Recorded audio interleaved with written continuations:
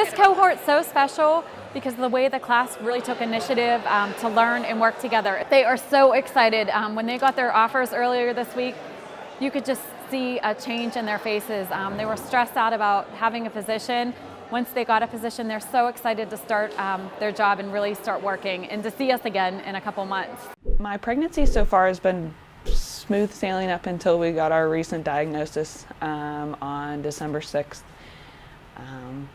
Definitely was changed our world.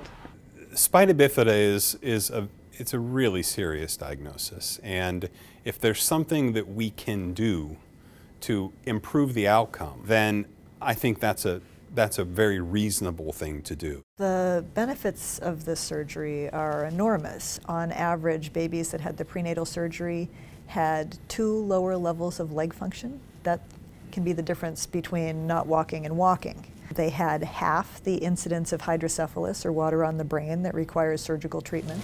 Alexandra Mullen, fetal myelomingocele repair, 25 And they had weeks improvement gestation. in a radiographic condition that can sometimes cause death in infancy in these children. My role was to make sure that every team member knew what they had to do, when they had to do it, and to orchestrate that while I was providing access to the neurosurgeon. So She's the only patient I've operated on inside of her mother. So it was definitely different to be operating on somebody where all I could see was a little slit with the abnormality inside of it. That was something I hadn't done before.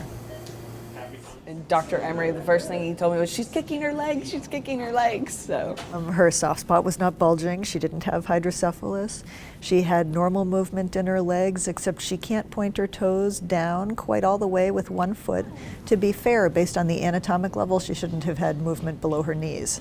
So that's fantastic.